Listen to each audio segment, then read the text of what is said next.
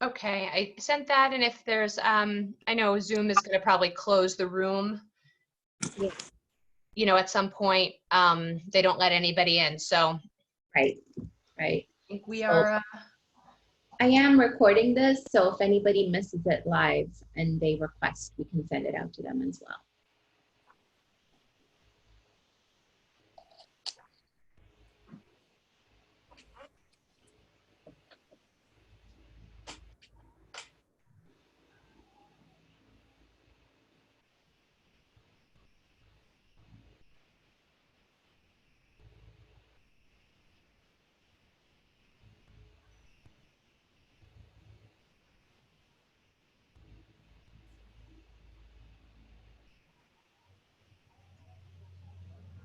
I think you're all good to go, Shruti, whenever you'd like. Awesome. So I'm actually gonna minimize my video on my end once I get started, just so that there's not a lot of distraction going on my screen so that I can go through the slides as I talk to you guys. So we haven't actually met. My name is Shruti Tekwani, and I am a licensed mental health counselor in the state of Massachusetts, but I am out of the country right now, and I actually spend a lot of time out of the country. So a lot of my work is done virtually over Zoom, and it seems like the rest of the world now is also on Zoom. So it's, nice to welcome you guys. I'm going to go ahead and stop my video, like I said, so that there's a little less distraction on my end, and I'm going to minimize so that all I can see is my screen. So a lot of you guys have been very involved with the Sibling Leadership Network as well as the Massachusetts Sibling Support Network, because you do have a sibling or are a sibling with a disability. And this particular webinar is to address what it's like to have a sibling with a mental health challenge during COVID-19, because as it is, there are a lot of challenges when you think about mental health, when you think about getting our needs met, when you think about staying healthy.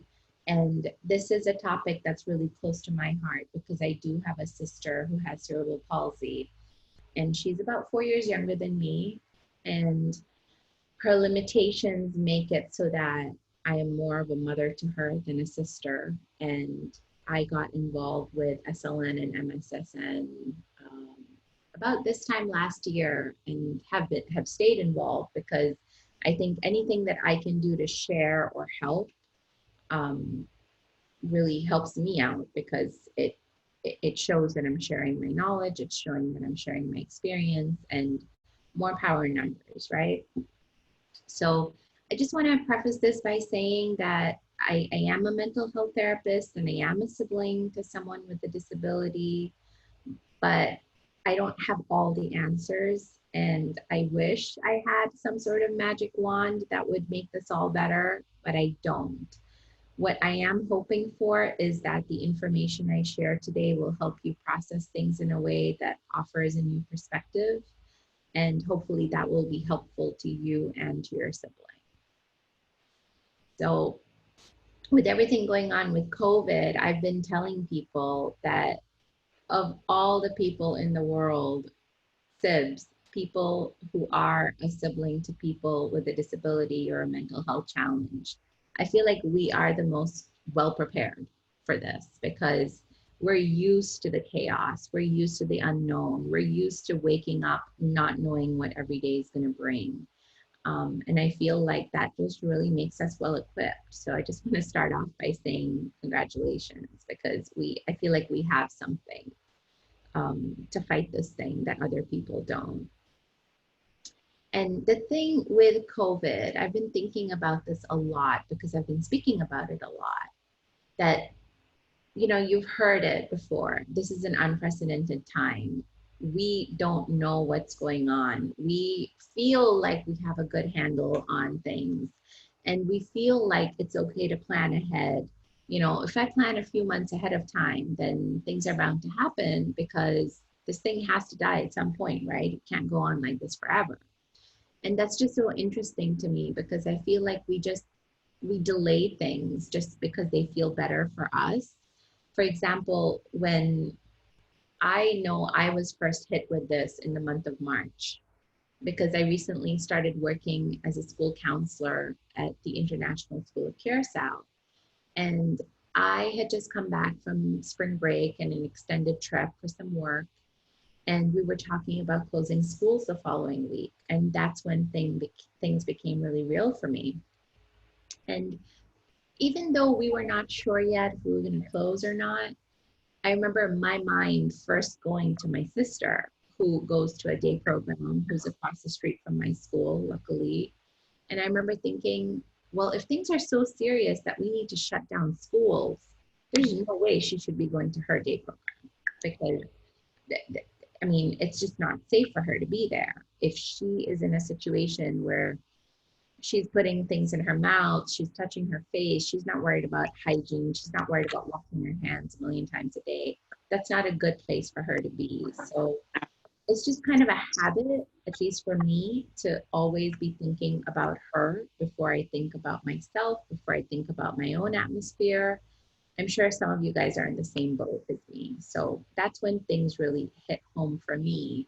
And I remember thinking at that time, it was March 16th when we shut schools down and we went to virtual learning.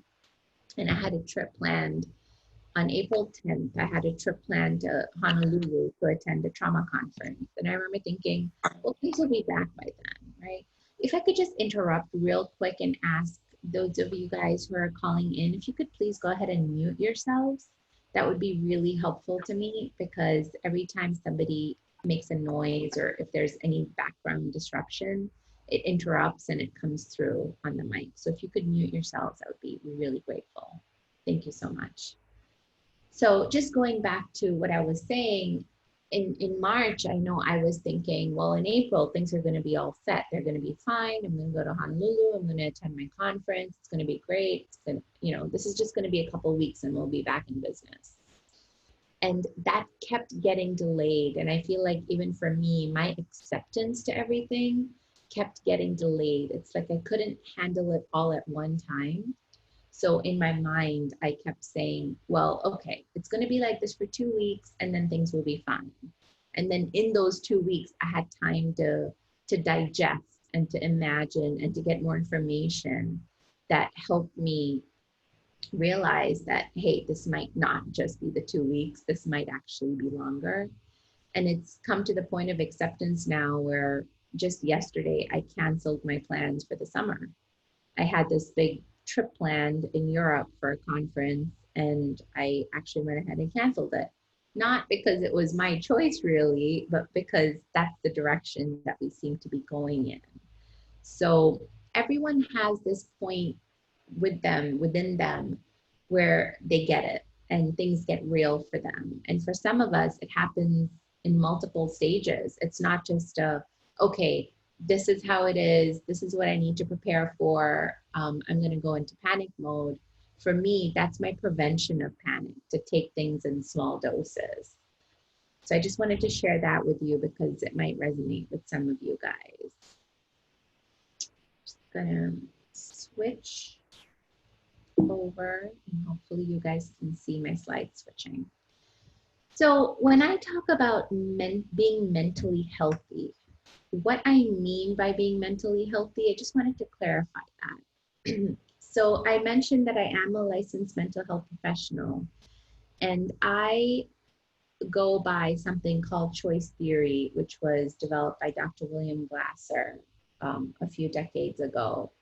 And Dr. Glasser was a very interesting man because he was a psychiatrist, but he did not prescribe medication to his patients. He used to talk to them using choice theory. And choice theory says that mental health is more of a continuum. A lot of people associate being mentally healthy with the absence of a mental illness, and that's not how I look at it. Because the way I see it, if you don't have a mental illness, that doesn't automatically make you mentally healthy. And I look at it as a continuum where you could be anywhere on it. Just because you don't have a diagnosis of depression or schizophrenia or bipolar disorder, it doesn't mean you are living your life in a way that's mentally healthy for you. So how I define being mentally healthy is the ability to enjoy everyday tasks, activities, the people in your life, being able to manage feelings of anxiety and depression, because everybody goes through hardships. We all go through periods of time where we feel, wow, this is the worst day ever, or this thing really happened to me and I don't know how to handle it. And for me, the judgment of that is, how long do I stay in that period of depression or anxiety? Is it something that's going to be, um, life stopping for me? Is it something that I can't get out of bed in the morning because I'm so anxious about it? For me, being healthy mentally means that I go through these emotions of anxiety, of depression, of sadness, of anger, but I'm able to come out of it in a reasonable amount of time. And even that is subjective. For me, a day is what I give myself for something big that happens, for any big life change. I give myself permission for the day, and then by the next day, I do expect myself to get back on track. And if it doesn't happen, then I can think about, okay, maybe this is something a little bit more than what I'm equipped for. Maybe I do need some help at this time. But that's kind of my gauge for what that means for me. Another way I define it is, am I able to enjoy being with most of the people I know? I'm not going to say all the people I know, but do I enjoy being with most people, most coworkers, most important people in my life, my friends, my family? Do I enjoy most of it? Or am I always feeling like this is a drag? I don't want to be making plans. I don't want to get out of my house. I don't want to see anybody, talk to anybody. That's another sign for me of being mentally healthy. Another way is thinking about whether you are usually willing to help a colleague or friend feel better. I'm not saying that everyone should be a therapist. I am saying that, are you usually willing to help pick somebody up? Or, hey, you're having a bad day, let's go to the movies, or let's have a chat. That's a good gauge to whether you're feeling mentally healthy yourself. And then last but not least, the ability to get your needs met in a way that doesn't hinder your own health or anyone else's health. And what I mean by that is, I did mention that I am a firm believer in choice theory, and I practice it in my private practice, in my work, as well as my private life, my personal life. And Dr. Glasser used to talk about basic needs, which I will show you on the next slide here. And he said that every human being has 5 basic needs. And all of us are born with all of these needs, but some of us have stronger needs in some areas. So the first and foremost need is survival, and that is the physical need to live, everything that you need to live. It's the need to eat, to drink, to have a roof over your head, to have shelter, to have physical comfort, to have safety, to have maybe some money in the bank so that you can buy shelter and food and drink and things like that. So that's the number one kind of primal need, that is the physical need. And the rest of the 4 that I'll be talking about are psychological needs. So the first psychological one is love, belonging, and connection. And that is the need to experience relationships that are positive, at home, at school, at work. It's a feeling of acceptance. It's a feeling of belonging to a group, just connection, right? The second psychological need is the need for power. And this is not to be confused with control. This is the need to feel achievement. It's to feel success, to feel like you have a voice in the world, like someone's listening to you, like you're being recognized for something. That feeling that, what I do matters. The next need is the freedom need. So that's the need to experience independence. It's to make choices. It's to seek novelty. It's so that you can wake up in the morning and have some sort of freedom in, what you eat or what you wear or how you spend your time. And then the last need is fun or joy. And that's the need to play and to laugh and to experience feelings of happiness and pleasure and learning. That also is included in the fun need. And I bring this up because Dr. Glasser said we're constantly behaving to get these needs met. And when they aren't being met, we try new things to get what we need. And it's interesting to think about because I always consider myself a higher love and belonging person than anything else. So all my decisions, most of the things that I spend my time on, that's getting love and belonging met for me. Survival isn't normally a high need for me. I am not somebody who's constantly worried about safety or security or thinking about, well, am I safe here? I'm not somebody who walks into a restaurant and immediately looks for the exit sign in case of a fire. Your high survival need people are going to be the ones doing that. So what's interesting, and I said this a couple of weeks ago at another webinar that I did, is that even though naturally I'm not a survival person, now because of COVID-19, I'm almost being forced to be a survival person because I'm staying home, I'm washing my hands, I'm wearing the masks and the gloves, I'm working remotely, I'm not doing the things that I love doing because I'm taking care of survival. Because I'm looking at, well, what's going to keep everybody safe? But if you think about it, because I'm such a love and belonging person, that might just be my love and belonging need because I want to please everyone. I want to keep everyone safe. I love people. I want to see them healthy. I want to see them again. So I know that my actions of sheltering in place, like my government has ordered, is going to get me closer to getting that love and belonging need met. So it's something to think about as well.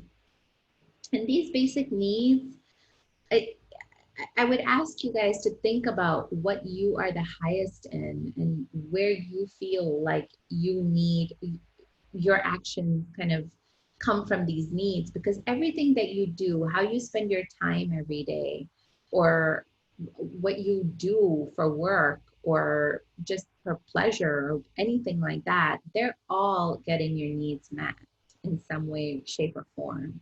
So I would encourage you to think about what your highest needs are and what is most important to you and what's easily met for you. And also, talking about siblings, I would also think about that. For example, my sister is nonverbal. She's not able to speak, but I am almost sure that her power need is higher than anything else because I can tell whenever she has a tantrum or anytime that we do something for her, it's like she has to have the last word, except she can't speak. So she's going to be showing those needs in other ways by throwing things or by banging on the table or by having a fit every time someone tries to give her a shower. I mean, she knows we're loving her, we're taking care of her, but really she just wants that feeling, or at least where I'm sitting, she wants that feeling of feeling like she matters in the world and that she wants to feel adequate. She wants to be recognized. And that's an interesting thing to think about when we're talking about some of us are caretakers for our siblings. Some of us have children. Some of us have aging parents that we're taking care of. Thinking about their needs and where they might be at right now is helpful in trying to understand where they're coming from when we're not understanding that tantrum. Because I found myself saying to her, you know, we're just trying to take care of you. Why are you having such a hissy fit when we're trying to feed you and clothe you and bathe you? And she's not thinking about any of that. Her needs right now are very different than my needs for her. My need for her is survival. I want her to be healthy. I want her to be safe. Then I want her to be happy. But she's not thinking about survival. She doesn't have the capacity to be thinking about survival because she's always had that shelter and she doesn't have the mental capacity cognitively to be thinking about safety. She's not worried about whether she's going to have a bed to sleep in at night because she doesn't have that capacity. So that's up to me, my parents. That's up to the people around her to take care of that for her. And she's worried about the other 4 psychological needs that we're talking about. So that's just something that really helps me understand her when I'm in that moment of frustration of, I don't know what you want and I can't read your mind and you can't speak, so I have no idea what it is to do anymore. It helps for me to step back and think about this and what she might be needing. So some things to watch out for when we are dealing with our siblings that aren't necessarily able to communicate their needs to us. Um, Something that I am always conscious of is that this is a traumatic event for some of us. And for some of us, we will get over it. Some of us are okay with traumatic events happening and we're resilient, we're resistant, we have our coping skills, we know what to do. But for some of us, we take the trauma with us.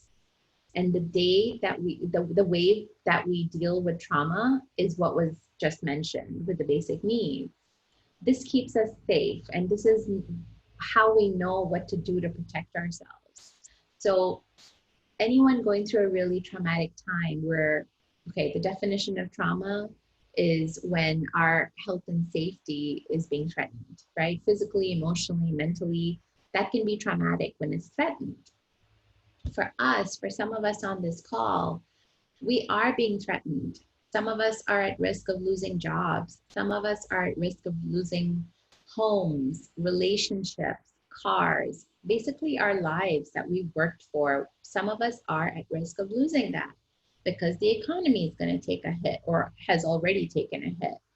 And so for us, when our needs are threatened, if our survival is threatened, we are going to behave to fix that, right? We maybe look for a job that we can do online, or we start driving Uber, or we do things we haven't done in the past because we are trying to get those needs met.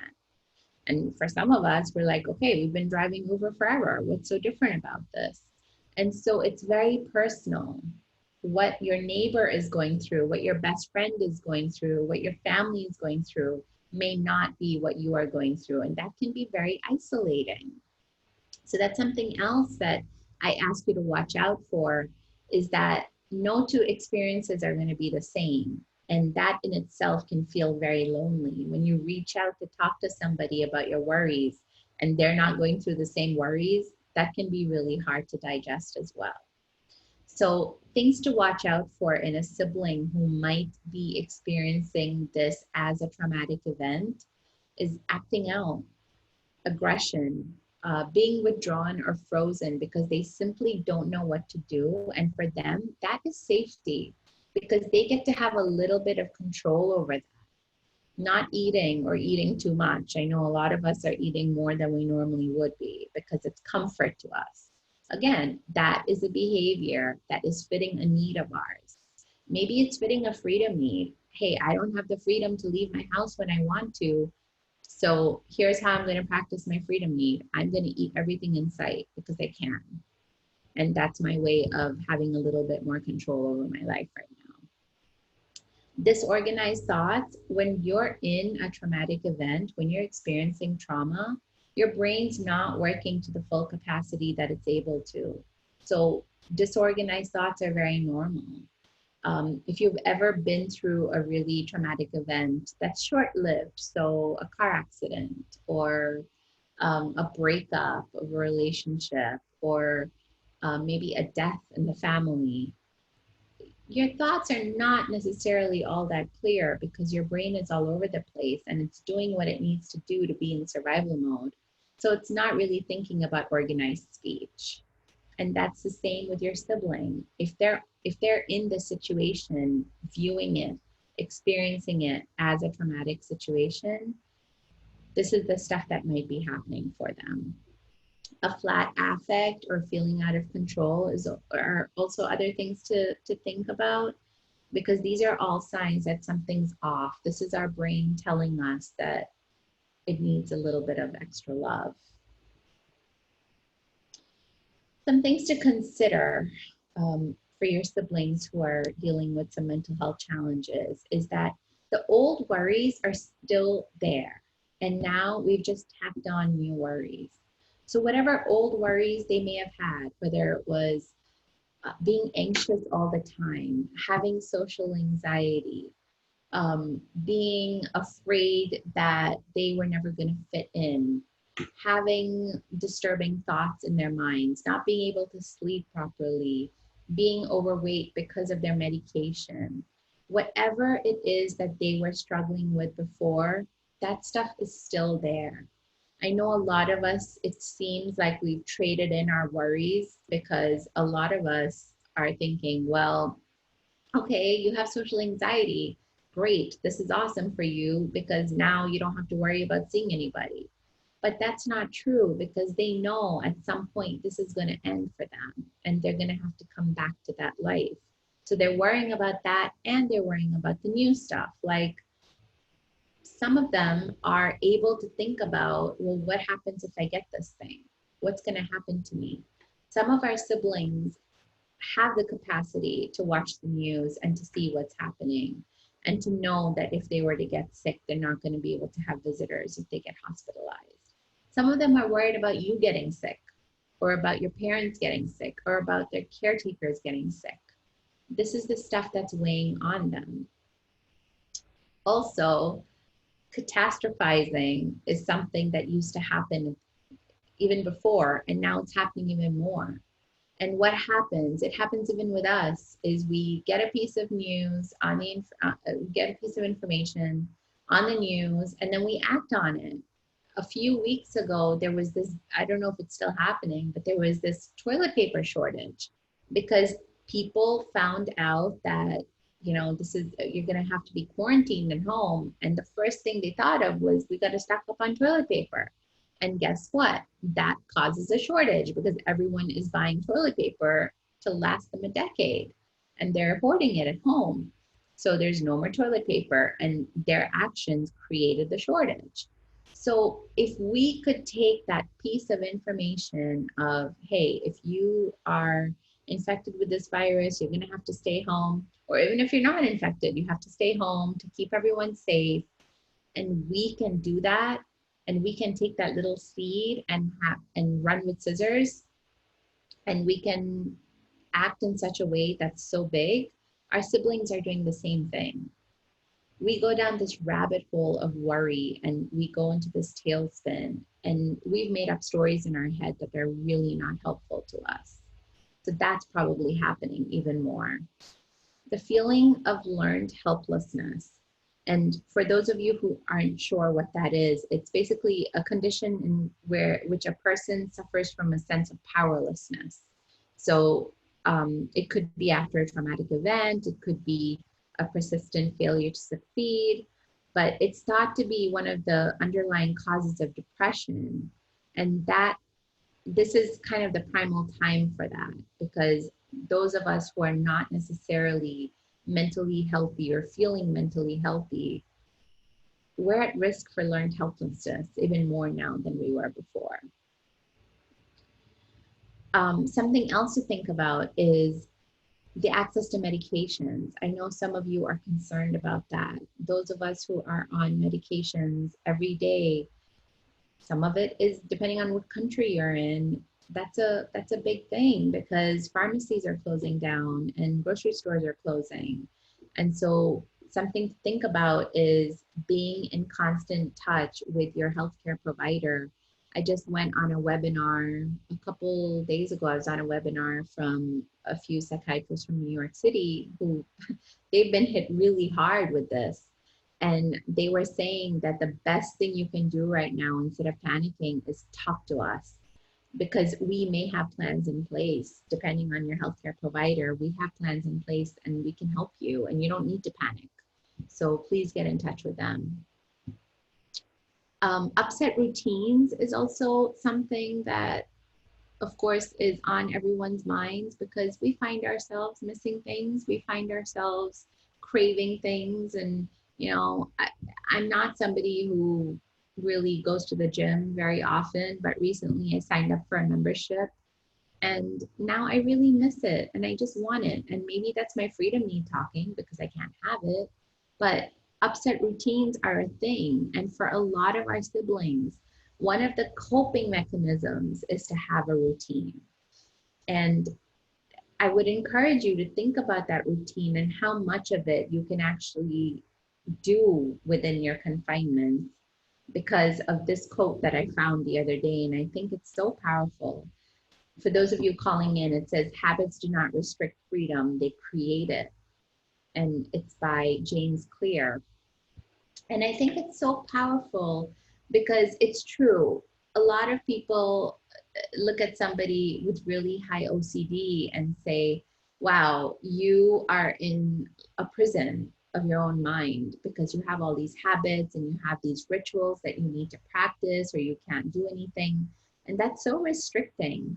But if you look at it in another way, habits actually can create freedom for you because you do have control over your habits that you set.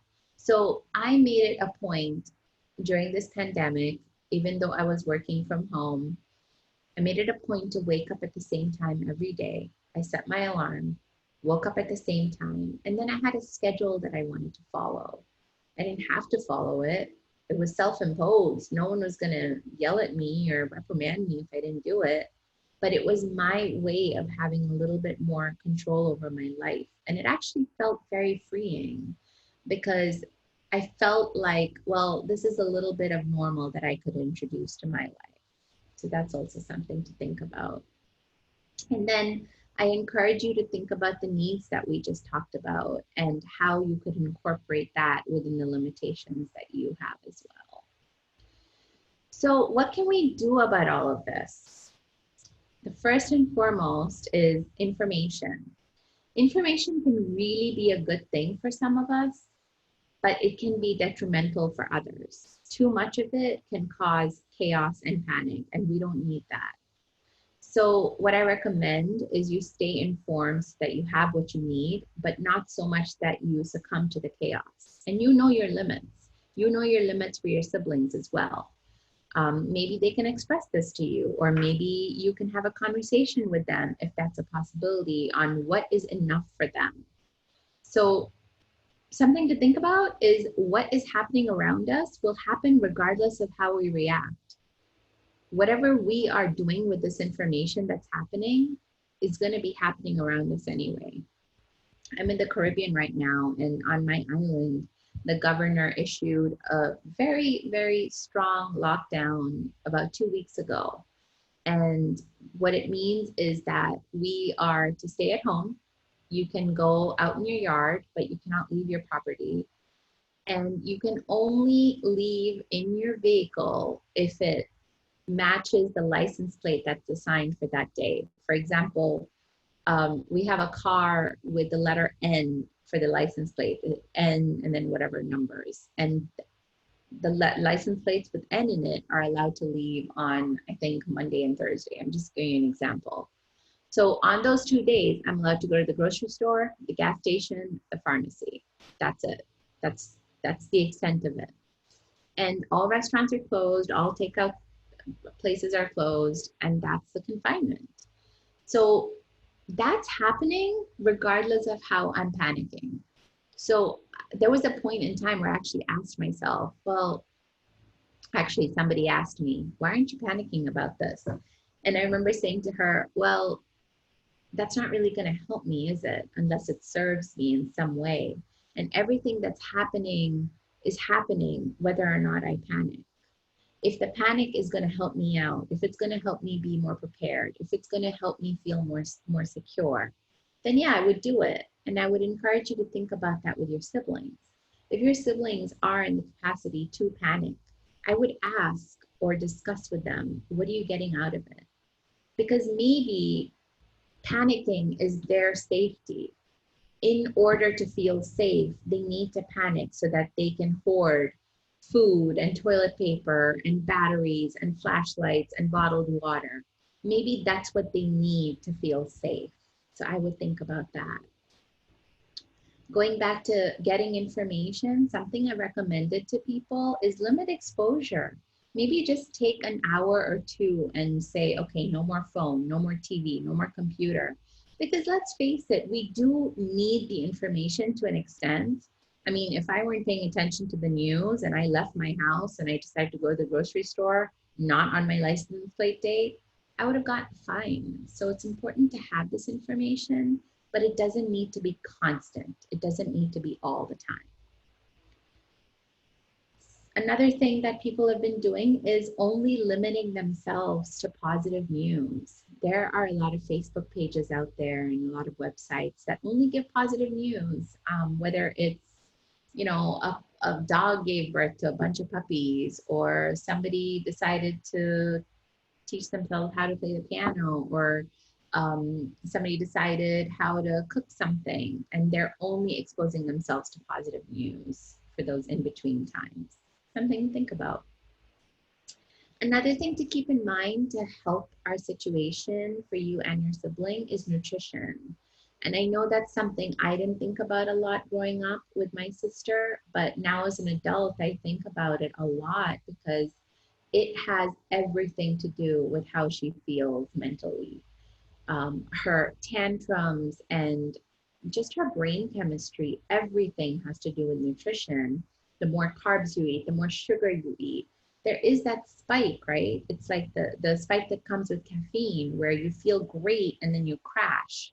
And what happens when you crash? You're bound to act out. You're bound to act to feel better. So just something to think about. Pay attention to nutrition when you're thinking about your moods, when you're thinking about those depression dips, when you're thinking about anxiety, that can make a difference. Something else is managing expectations. I thought about this and I think expect the unexpected is the best way to go right now. Know what to expect, be real about the expectations. And we've heard this before, expectation is the root of heartache and frustration.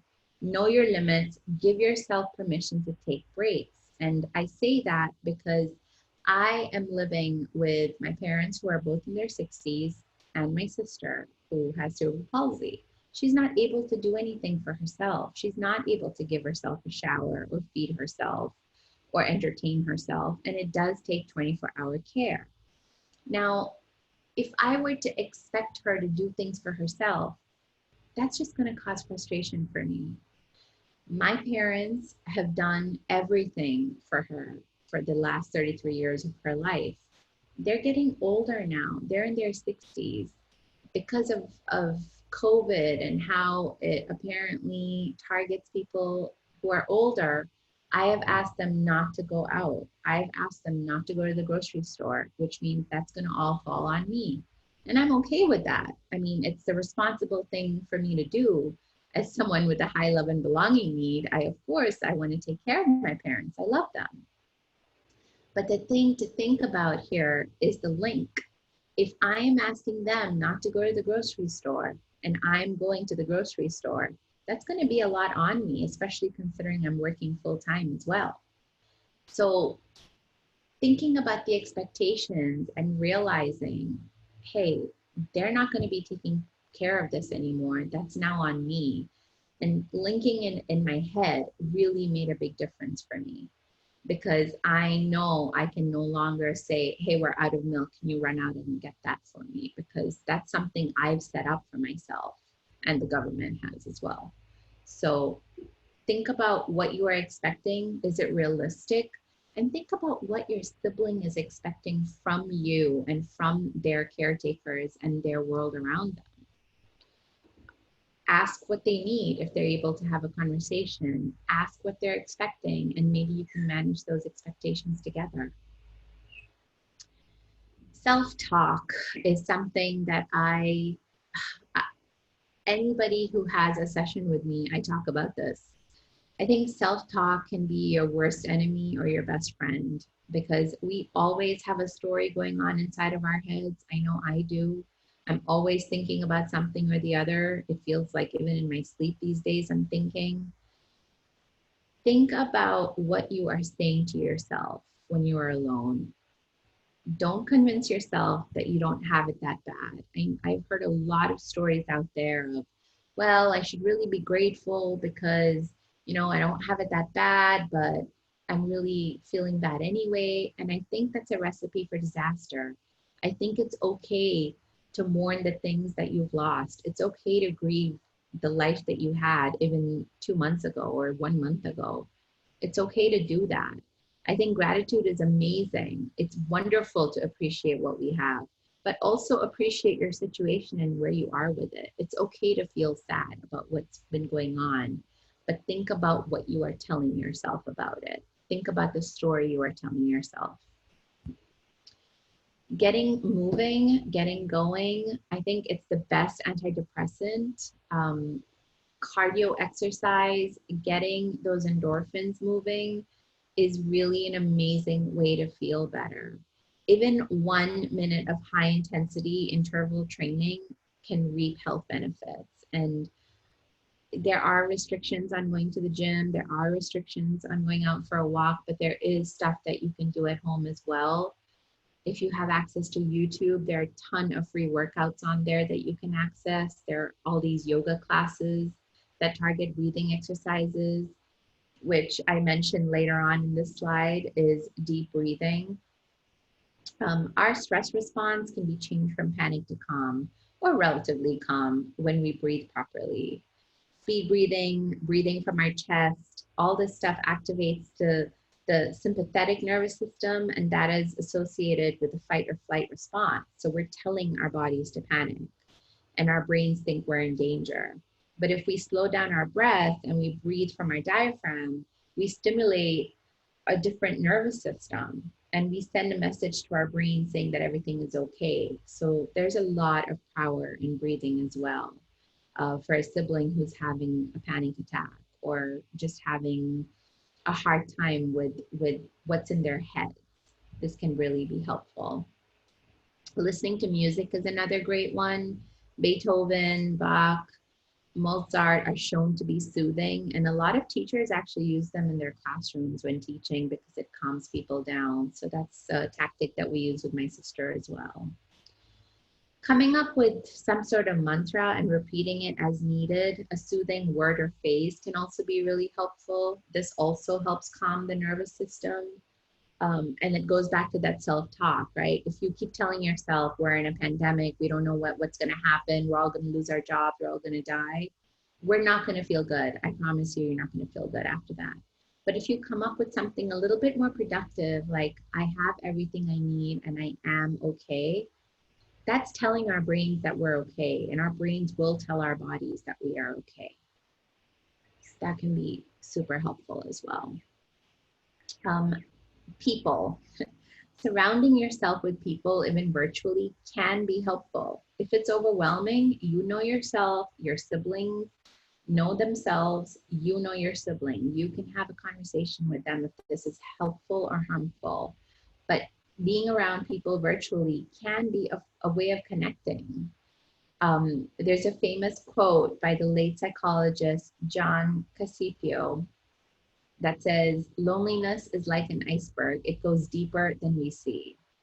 And we're at risk of loneliness here in this pandemic because some of us are just staying at home watching Netflix all day, and that can be really dangerous. So know your limits, but definitely include people in your day-to-day plan if you can. Productivity. I know there's a lot going on Facebook and Instagram about productivity and having lists and trying to get stuff done and learning new languages and you know, finally getting to those home improvement projects. But please, once again, be kind to yourself and be patient with yourselves and manage expectations. This is not a vacation from life. This is a pandemic. You're allowed to just take care of yourself and not be productive. And please know that.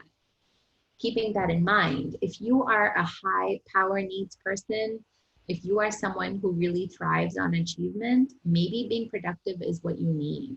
And the same goes for your siblings. So please consider that and know what's good for you.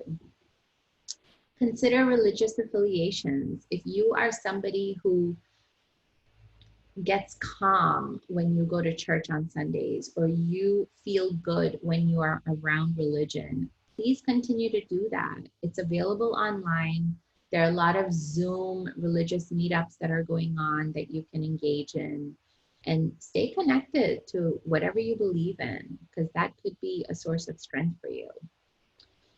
Consider nature. I know we have limitations in where we are allowed to go now, but even if you can sit under a tree or sit in a hammock, or if you have access, go to a lake or the ocean. Consider nature, take a walk, absorb nature as much as possible. This has a way of soothing us as well. And it is a way to decompress from all the overstimulation because it's so simplistic. Cry. I say this with a lot of love. Tears are the emotional sign language, according to Therese Borchardt, I think is how you pronounce it. And she's a health writer and patient advocate. It can be cathartic, it can be cleansing. Crying is not something to be ashamed of or afraid of. Sometimes it can be healing and therapeutic. And sometimes crying together can also be very powerful. Helping someone. So feeling useful goes a long way. It fits that power need that I talked about, and it helps you connect with people. If you can help them, help them. Know your resources. Know who you can count on and for what. If you are with your sibling, or if your sibling's living alone, make a list of resources. It could be anything from somebody going grocery shopping for you, to somebody who's willing to have an online book club with you, to somebody who is willing to play cards with you online or do a workout with you. Know who you can count on and for what. And going back to those expectations, managing expectations around people as well, because remember, we're all going through this and it's new for all of us. So if that person doesn't respond to you, or if they're not as willing to help as you'd like them to be, just know that everyone's doing their best and try not to take it to heart.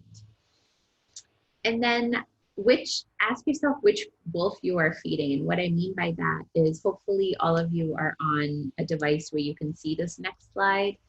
And it's this unknown author that I just love. It's this graphic that I use in a lot of presentations, and I'll read it out. It says, Tale of Two Wolves. An old Cherokee told his grandson, my son, there is a battle between two wolves inside us all. One is evil. It is anger, jealousy, greed, resentment, inferiority, lies, and ego. The other is good. It is joy, peace, love, hope, humility, kindness, empathy, and truth. The boy thought about it and asked, Grandfather, which wolf wins? The old man quietly replied, the one that you feed. And I just love this because I think it's so true to all of us, especially those who are struggling with mental health, that we have the good thoughts and we have the evil thoughts inside of us. And really, it's which one that we feed, because if we feed the panic thoughts, we're going to be panicked. And that's just the reality of it. So with that, I wanted to show you one more graphic that I've used before, but I think it's so wonderful. This is not mine. I did not create it, but it's a little graphic that shows you what you can control and what you can't. And I think there is so much validity and power in this, because when you recognize what you can control, it makes it so much easier to have a little bit more of that freedom need, right? To have that power need. But when you're trying to control the things that you really have no say over, that is a recipe for disaster. That's going to cause frustration and anxiety and heartache. So, and it's a really cute graphic, and it even includes the amount of toilet paper at the store. That's not something you can control. So stop stressing about it, or be willing to do something about it. If you're one of those people that's willing to pay exorbitant prices to afford it, then if that's going to make you feel better, do it. That and considering your daily habits is also something I'd like you to think about. So think about what your routine is. When pre-COVID, what did you do with your time? What did your sibling do with their time? Is there any part of that you can still keep? If you normally used to do a Pilates class 3 times a week, Can you still do that online? If you normally used to play Dungeons and Dragons, can you do that? My best friend played Dungeons and Dragons.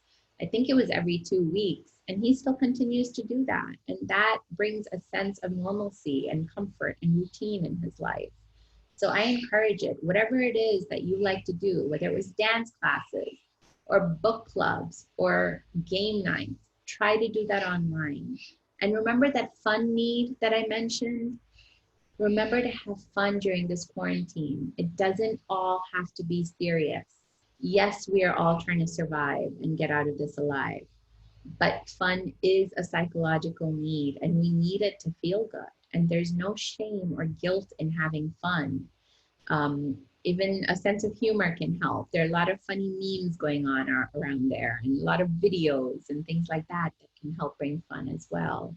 Last night, I attended a virtual surprise birthday party for a friend of mine in Chicago. And it was awesome. We played games and everyone brought their own food and drinks, but it was a lot of fun. And so I encourage that, whatever it is that normally soothes you as a sibling for your sibling, whatever it is that normally feels good to you, is there a virtual way of still enjoying that? And you know, the term self-care has been thrown around so much and people ask all the time, well, I don't know what that means. Well, to me, it's quite simple. It's the stuff that feels good. And whatever that means today, it might be a different thing tomorrow. Maybe today's self-care is watching Netflix all day. Maybe tomorrow's self-care is making a to-do list and getting through it. It could change, and remember, it looks different for everybody based on what needs they have. So consider that when it comes to your sibling as well. Consider the self-care and consider the golden rule used to be, well, the golden rule is do unto others as you would want to do, as you would want to be done unto or something. So basically treat others how you would want to be treated. But then there's a platinum rule, which is treat others how they need to be treated. And that's something that I really try to keep in mind when I talk to my sister or when I deal with her, because the things that feel good to me may not be what she needs. So she may need something totally different that I'm not considering. And I would encourage that for sure. I just put my email on there in case anyone has any questions or comments or even suggestions. Like I said at the beginning, I don't have magic answers, but if there's some way that you know of that we can all get through this a little bit easier, I'm sure everyone will be happy to hear it. But at the very least, just please know your source of strength, both for you and your sibling, and know what it means to care for yourselves. And that, I think, is the beginning of getting through this. And then 2 little things that I don't want to forget to tell you. The first being that a friend of mine, Brenna O'Sullivan, and myself, she's a pre-licensed mental health therapist and I'm a licensed one. We're offering a free virtual sibling support group every Sunday at 4 p.m. Eastern. And if you're interested, please hang out, chat. I'll give you the information. It's absolutely free. It is only for siblings who have a person who has a sibling with a disability or mental health challenge. And then the second thing is the Massachusetts Sibling Support Network is asking that you fill out an evaluation that's going to be sent to you by email. So I'm going to stop sharing now. And if anybody has any questions or comments or anything like that, I'm going to put my video back on. Thank you guys for muting yourselves and thank you for hanging in there. I didn't realize an hour had gone by already. So anyone have any questions or comments or anything at all? I'm happy to chat.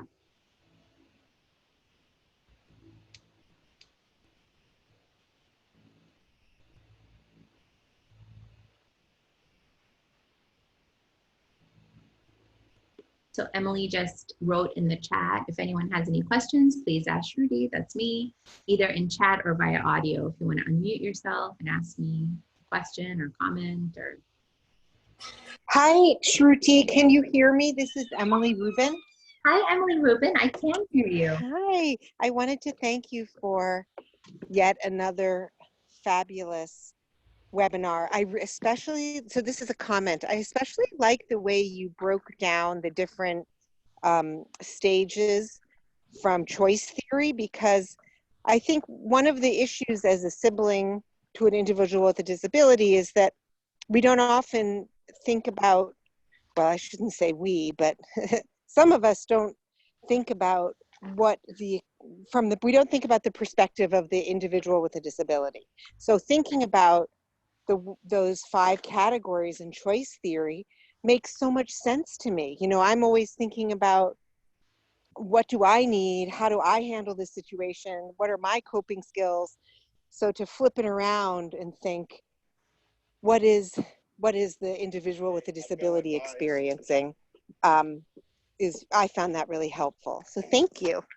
Thank you, Emily. Thank you. That was a game changer for my family and myself when we started implementing this for my sister. So I appreciate that. Thank you.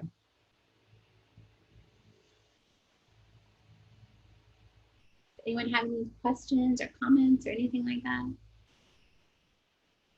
And if you're not comfortable doing it in this public setting, please feel free to email me. I'll even put it in the chat.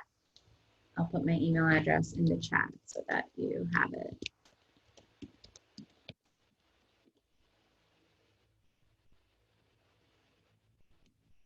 All right. And if anyone's interested in that free sibling support group, it is starting today at 4 p.m. Eastern. Please let me know. Because of the Zoom privacy stuff, we've asked for people to register, so I'll send you the information. All right, well, thank you so much for everyone who called in. I hear that it's a beautiful day in Massachusetts, so thank you for giving that up to be here with me. And I wish everybody a wonderful day and week, and I know we will get through this together. Thanks once again. Thank you.